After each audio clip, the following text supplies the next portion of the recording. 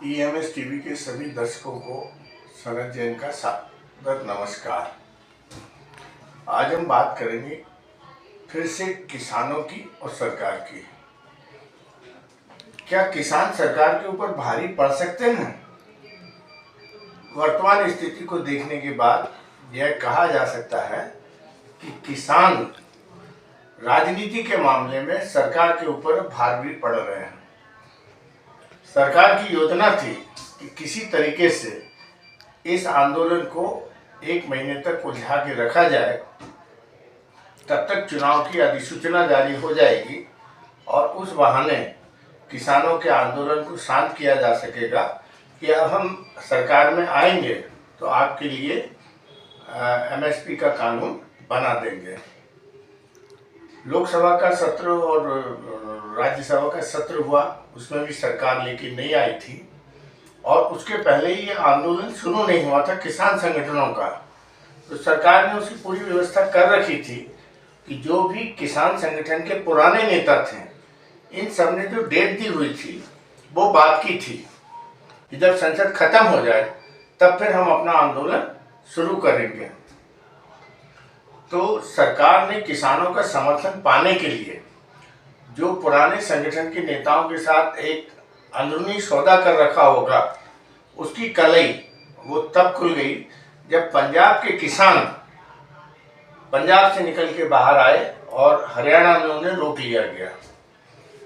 सरकार को यह आशा नहीं थी कि इतनी बड़ी संख्या में पंजाब के किसान और इतनी आक्रामक मुद्रा में आके खड़े हो जाएंगे कि जब उनके किसान महासंगठन का सपोर्ट नहीं होगा तो ये आंदोलन कोई खड़ा हो सकता है, ये सरकार की सोच में नहीं था।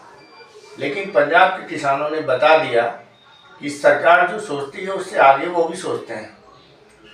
तो राकेश टिकैत और बाकी के चनूनी साहब, ये सब चनूनी साहब बाद में आए जब वो पंजाब से सारे किसान आके हरियाणा की सीमा में खड़े हो गए। हजारों ट्रैक्टर खड़े हो गए और उनके साथ जो किसान आए उसको देखने के बाद किसान नेता, जिन्होंने पुराना 2 साल पहले सरकार के साथ वायदे पे दस्तखत किए थे, सरकार ने लिखित वायदे किए थे, उसकी मांग उन्होंने 2 साल तक नहीं की।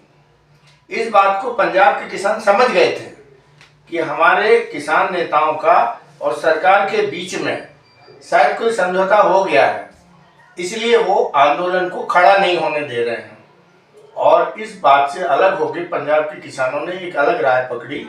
लेकिन जिस तरीके से उस मामले में अब पूरे देश भर में एक नई चेतना किसानों के बीच में जागृत कर दी है, तो उसके बाद कि सरकार ने जो भी सोच रखा था वो सब पूरा होता हुआ दिख नहीं रहा है। अब राकेश टिकैत और चनूनी साहब तरीके किसान नेताओं को भी इस आंदोलन के समर्थन में आके खड़ा होना पड़ रहा है। चौथे दौर की वार्ता सरकार भी समझ रही थी कि ये मामला कहीं गलत ना पड़ जाए, तो उन्होंने 3 मंत्रियों की कमेटी बनाई और कल इतवार को चौथे दौर की वार्ता भी समाप्त हो गई। लेकिन इन किसानों के बीच में और सरकार के बीच में कोई समझौते की स्थिति नहीं बन रही है। किसान इस बात को समझ गया है कि सरकार टाइम पास कर रही है और टाइम पास करने के लिए वो बार बार वार्ताएं करने का आश्वासन दे रही है।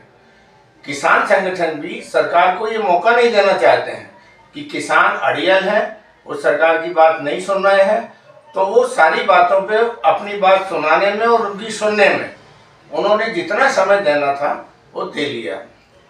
अब कल जब चौथे दौर की वार्ता हुई तो सरकार की तरफ से एक प्रस्ताव आया कि मक्का, कपास, अरहर और उड़द की दाल पर हम आपको 5 साल की गारंटी देते हैं कि 5 साल हम समर्थन मूल्य पे इसको खरीदेंगे।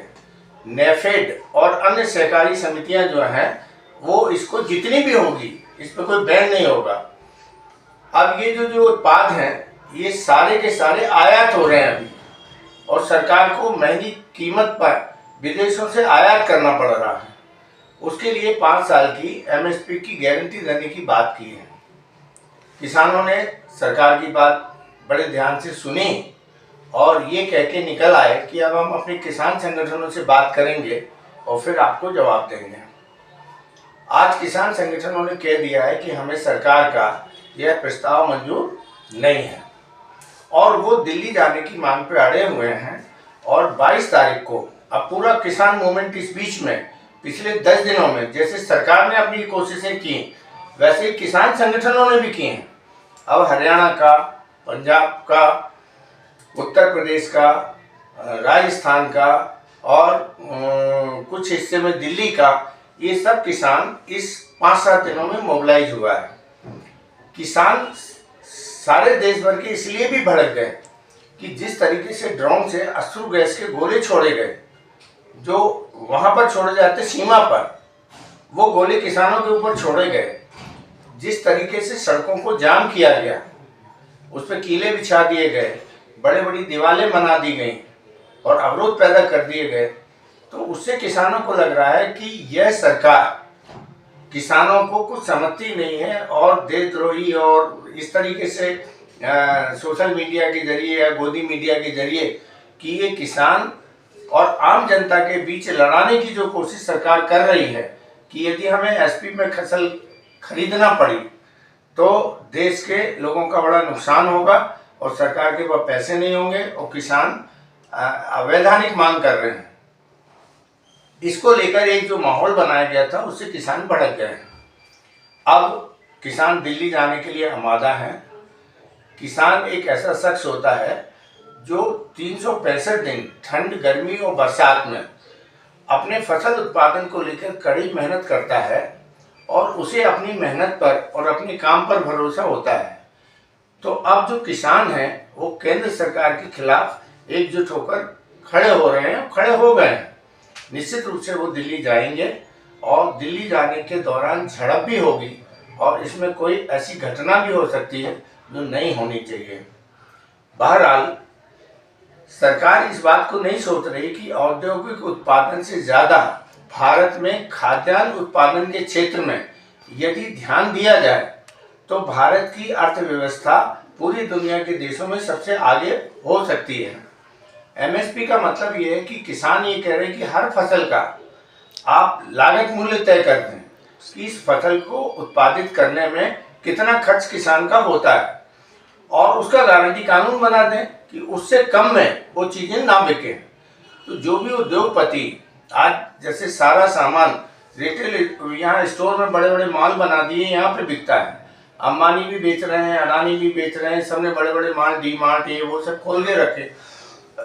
यहाँ फल भी बिकता है, सब्जी भी बिकती है, दूध भी बिकता है और अनाज भी बिकता है। तो किसानों का ये कहना है कि सरकार एक मिनिमम समर्थन मूल्य हमारे लिए घोषित कर दे, उससे कम में वो उपज नहीं बिकनी चाहिए, ये कानून बना दो। वो ये नहीं कह रहे हैं सरकार से कि आप खरीदो। तो जनता में भी जैसे पार्ले का बिस्कुट यदि 10 रुपये कीमत उसमें डली है, 5 रुपये कीमत डली है, तो उससे कम ना तो ग्राहक बोलता कि हमें दो और ना दुकानदार को कोई तकलीफ होती है। 5 रुपये का पैकेट में डला है 5 रुपये। अभी जब उसके रेट बढ़े, महंगाई बढ़ी, तो उन्होंने अपना वजन घटा दिया पार्ले ने, लेकिन कीमत 5 रुपये ही रखी। तो ऐसे किसान का कहना है कि हमारी जो लागत मूल्य है, यदि लागत मूल्य में कुछ मुनाफा हमें मिलेगा तो खाद्यान्न और कृषि का व्यापार जो है वो बहुत तेजी के साथ आगे बढ़ेगा। सरकार इस पर ना तो कोई धन लगाना चाहती है और ना ये अपने स्तर पे कोई काम करना चाहती है। वो ये चाहती है कि सरकार ऐसे कानून बना दे जो उद्योगपतियों के फेवर में हो। तो अब उद्योगपति खाद का प्रसंस्करण करेंगे। जब फसल आती है एकाएक आती है, किसानों के पास उसको रखने का या उसको बचाने का कोई साधन नहीं होता है, वो तुरंत बेचता है। तो अब टमाटर पता लगता है 2 रुपये किलो में ही नहीं बिक रहा है। जब फसल आती है तो बाजार में उसकी कीमत बहुत कम हो जाती है और 2 महीने के बाद, 1 महीने के बाद उसकी कीमतें बढ़ना शुरू हो जाती हैं और फिर इतनी बढ़ जाती हैं कि उसकी कीमत 5 से 10 गुना तक बढ़ी हुई कीमत जाती है। वही किसान इन चीज़ों को जब खरीदता है बाजार से तो उसे लगता है कि मैं जिस टमाटर को 2 रुपये किलो में मेरा नहीं बिका और मुझे 50 रुपये किलो में खरीदना पड़ रहा है, तो उस पर ये उधेलना होना स्वाभाविक है। तो तुम डार डार हम पात पात, किसान जो वो सरकार जो डार डार चल रही थी, तो किसानों ने भी वो तरीका सीख लिया है और किसान भी अब पात पात चल रहा है।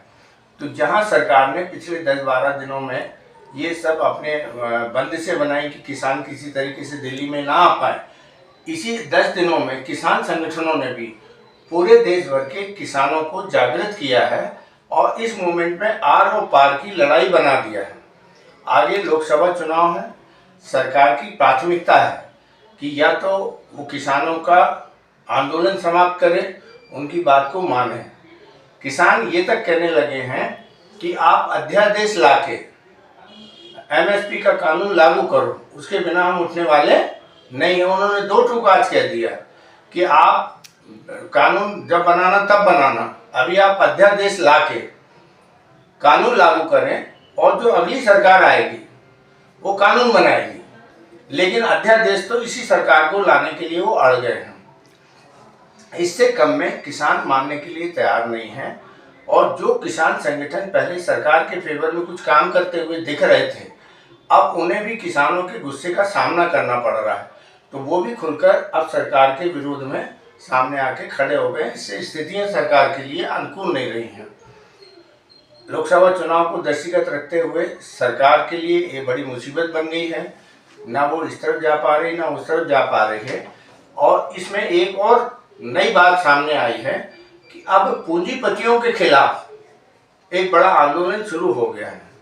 लोग ये कह रहे हैं कि ये जो पूंजीपतियों को सरकार बढ़ाना चाहती है, तो हमारा गेहूं तो कम कीमत पे खरीदेगी और वहाँ ज़्यादा कीमत पे हमारी फल सब्जियां कम कीमत पे खरीदी जा रही और ये लोग प्रसंस्करण करके उसको ज़्यादा कीमत पे बेच रहे हैं, तो इसका लाभ उन्हें भी मिलना चाहिए।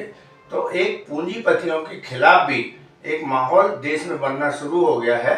ये सरकार के लिए चिंता का सबसे बड़ा विषय बन गया है। तो ऐसी आज की पोजीशन में देखने से ये लगता है कि सरकार को अन्नदाताओं की बात मानना पड़ेगी और अन्नदाता जो हैं वो सरकार के ऊपर अब भारी पड़ते हुए दिख रहे हैं और जिस तरीके से वो हर चीज़ का मुकाबला करने के लिए तैयार हैं। तो यहाँ अंतिम बात और कहेंगे, खरबूजा छुरी पे गिरे या छुरी खरबूजा पे गिरे, कटना तो खरबूजा को ही होता है। सरकार के पास सत्ता है, सरकार को सत्ता जाने का डर है और किसान तो पहले भी वैसे ही था खेत में और आगे भी वैसे ही रहेगा, तो किसानों को कोई फर्क नहीं पड़ रहा है। खरबूजा सरकार है और छुरे की तरह वो किसान है। अब सरकार को ये फैसला करना है कि हम कैसे अपने आप को इन किसानों के रोष से बचा सकते हैं। और एमएसपी की बात जो कह रहे हैं वो, तो ये न्यूनतम लागत निकालना सरकार की जिम्मेदारी है। मुझे याद आता है कि 1972 में Indira Gandhi essential commodity act लेके आई थी, जिसमें उन्होंने रिटेलर और होलसेलर का मुनाफा तय किया था। जमाखोरी नहीं कर पाए लोग, मुनाफाखोरी नहीं कर पाए, इसके लिए कानून लाए थे और उसका पालन उन्होंने कराया था। तो 2% होलसेल बिजनेस में इससे ज़्यादा प्रॉफिट नहीं ले सकते थे और रिटेलर 4% से ज़्यादा मुनाफा नहीं ले सकता था। और महंगाई को रोकने के लिए उन्होंने स्टॉक की सीमा घटा दी थी, जैसे अभी भी सरकार ने घटाई हुई है स्टॉक की सीमा मंडियों में कि गेहूँ इतने मात्रा से ज़्यादा कोई स्टॉक नहीं कर सकता है। तो सरकार को भी खुले मन से इस पर सोचना चाहिए और जब तक आप उत्पादन लागत को तय नहीं करेंगे तब तक खाद्यान्न के मामले में भारत के पास जो शक्तियां हैं उन शक्तियों का उपयोग नहीं कर पाएंगे। और मैं तो ये कहता हूं कि और इंडस्ट्रियल में जो जीडीपी की ग्रोथ आती है उससे ज़्यादा ग्रोथ एग्रीकल्चर से सरकार को मिल सकती है, भारत को मिल सकती है, बशर्ते इसको उसी तरीके से प्लानिंग की जाए जैसे हम औद्योगिक समूहों के लिए जो सुविधाएं और जो प्लानिंग करते हैं, यदि वो कृषि के क्षेत्र में हो जाएंगी तो निश्चित रूप से भारत के किसान समृद्ध होंगे और भारत खाद्यान्न के मामले में पूरी दुनिया का नेतृत्व करेगा। नमस्कार।